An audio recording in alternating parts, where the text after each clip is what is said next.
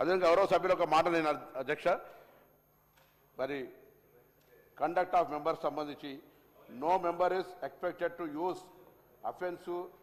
expressions about the conduct or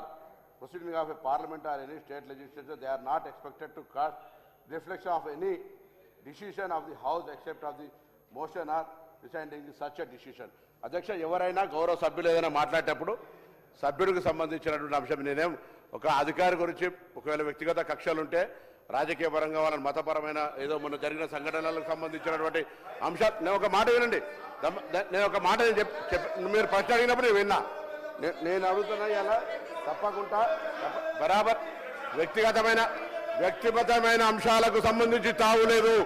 సభ్యులు వ్యక్తిగత విమర్శలకు సంబంధించి చట్టంలో రూల్ బుక్లో కూడా లేదు ఒకవేళ అటువంటిది ఉంటే నోటీస్ ఇచ్చి చర్చ చేయాలి ఒక అధికారి గురించి ఇక్కడ చర్చ చేసే విధంగా ఉండమంది కాదు తర్వాత అందుకు సంబంధించి ఏ అంశమైనా ఇప్పటికే అటువంటి ఆరోపణల పట్ల కూడా ప్రభుత్వం అక్కడ విచారణ చేయమని చెప్పింది వచ్చినటువంటి పత్రికల్లో వచ్చినటువంటి వార్తల్ని ఇప్పటికే ఇక సంబంధించి ఒక 2-3 వార్తలు వస్తే అక్కడ ఎంక్వైరీ అధికారి అటువంటిది ఏమి లేదనేటువంటిది మీ ద్వారా నేను పంపిస్తాను అధ్యక్ష కాబట్టి ఇక్కడ వ్యక్తిగతమైన అంశాలకు ప్రాధాన్యత ఇచ్చేటువంటి ఉద్దేశం లేదు డెఫినెట్లీ జరిగిన సంఘటనలు తెలుసు మతపరమైన ప్రస్తావనలు కూడా తెచ్చినటువంటి పరిస్థితి తెలుసు కాబట్టి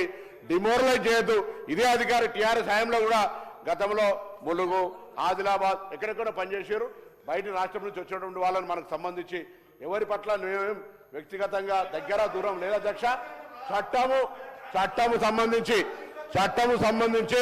బరాబరి చర్యలు తీసుకుంటే ఏదైనా పొరపాటు జరిగితే ఎంక్వైరీ చేస్తారనేటువంటి మాటని ఈ సందర్భంగా మనం చేస్తున్న అధ్యక్ష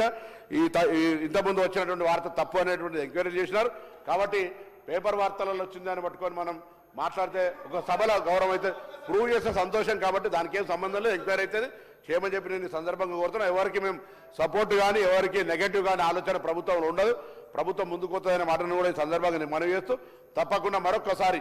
పోలీసుల ఆత్మస్థైర్యం శాంతి భద్రతలు ఏ ప్రభుత్వం ఉన్నా వారిని కాపాడుకునే అవసరం ఉంటుంది నేను ఆ మాట మరొకసారి కూడా మనవి చేస్తూ